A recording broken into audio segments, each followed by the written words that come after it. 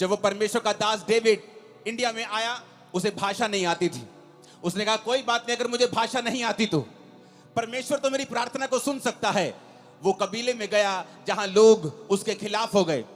वो प्रार्थना करने लगा और उसने अपना जीवन प्रार्थना वाला कर लिया और घुटनों पे आकर रोज घंटों घंटों वो प्रार्थना किया करता था। एक दिन उस कबीले वाले ने सोचा कि ये फॉरेनर हमारे धर्म को बदलने के लिए आया है, जबकि वो ये नहीं जानते थे कि प्रभु यीशु मसीह धर्म को बदलने के लिए नहीं, वो जीवन को बदलने के लिए आए थे। जब उसने लोगों ने देखा कि ये धर्म बदलने के लिए शायद आया है, तो बहुत से कबीले इकट्ठे होकर उसे मारने के लिए गए। जब उसे मारने के लिए गए, जहां जंगल में वो प्रार्थना कर रहा था, उसके सामने खड़े हो गए और जब उसे मारने लगे तो सांप उन लोगों के सामने आ गए और सांपों ने उन लोगों को इस डेविड को मारने नहीं दिया। डेविड बहुत लंबा समय नहीं जिया, जल्दी खुदा के पास गया, लेकिन उसकी सेवकाई एक प्रार्थना की सेवकाई थी।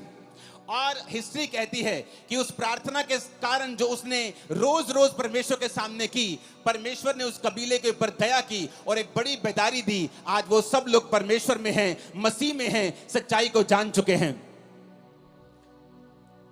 जॉन हाइडी नाम का इंसान, जिसे जॉन हाइडी ऑफ इंडिया कहते हैं, जबकि वो इंडियन नहीं था, वो एक अमेरिकन इंसान था। और उसके अंदर एक बोझ पैदा होता है कि मैं जाऊंगा और जो लोग बचे नहीं हुए, जो लोग परमेश्वर में नहीं हैं, जो सच्चाई नहीं जानते, मैं जाऊंगा और उन लोगों को बचाऊंगा। लेकिन उसने प्रार्थना करनी शुरू की। रोज वो 14-14 घंटे वो प्रार्थना करता था। इतनी वो प्रार्थना करता था कि एक दिन जब वो बीमार हो गया, डॉक्टर के पास उसे लेके गए, तो डॉक्टर ने बताया कि आप एक जगह जैसे झुक के जब प्रार्थना करते हैं, आपने इतनी लंबी लंबी प्रार्थनाएं की हैं कि आपका हार्ट जो है वो शिफ्ट हो चुका है और अपनी जगह से थोड़ा दूर जा चुका है, इसलिए आप बीमार हैं। आपके हार्ट की थोड़ी पोजीशन जो है वो चेंज हुई है, आपकी बॉडी में इतने बदलाव हुए हैं। लेकिन डॉक्टरों के कहने के बावजूद भी वो प्रार्थना करता रहा, रोज प्रार्थना करता रहा, अपने घुटनों के ऊपर प्रार्थना करता रहा। और एक समय ऐसा आया कि परमेश्वर ने जिस इलाके में उसको भेजा था, उस इलाके में एक बेदारी शुरू हुई। लाखों लाखों करोड़ों लोग परमेश्वर में आने शुरू हुए। जब आज आप उन इलाकों में जाकर देखेंगे तो 100% 90% लोग मसीह में आ चुके हैं और परमेश्वर को ग्रहण कर चुके हैं। कारण क्या? एक व्यक्ति ने बाइबल के वचनों को समझा। उसने समझा कि एलिया भी हमारे समान दुख और सुख भोगी मनुष्य था, लेकिन उसने फैसला किया कि मैं प्रार्थना करूंगा। एलिया कहां नजर आता है? एलिया कहीं नजर नहीं आता बाइबल में एकदम से आपको।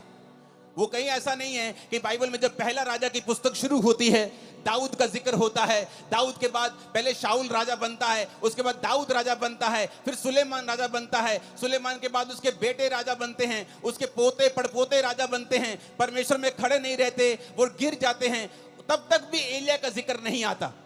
लेकिन जब बाइबल कहती है पहला राजा 17 में जब एलिया का जिक्र आता है, पहला राजाओं 17 उसकी 1 से 6, तिशबी एलिया जो गिलाद के परदेशियों में से था, उसने अहाब से कहा।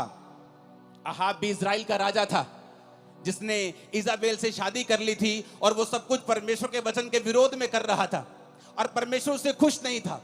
वचन कहता है कि एलिया एकदम से पहला राजा उस 17 में प्रकट होता है। उससे पहले एलिया की कोई जानकारी नहीं थी। एलिया कोई वीआईपी इंसान नहीं था। एलिया कोई राजाओं के खानदान से नहीं था। एलिया किसी प्रॉफिट्स के खानदान से नहीं था। लेकिन एकदम से वो प्रकट होता है और ये कहते हैं तिशबी एलिया। जैसे हम बोलते हैं वो पहाड़ी आदमी, वो पंजाबी आदमी, वो हरियाणवी आदमी, वो यूपी का भाई, वो बिहारी आदमी, उसी तरह कहते हैं तिशबी एलिया एकदम से प्रकट होता है। इजराइल के परमेश्वर के नाम में शपथ खाकर वो राजा के सामने जाके बोलता है कि राजा मेरे कहे बिना ना तो बारिश आएगी ना तो ओस पड़ेगी।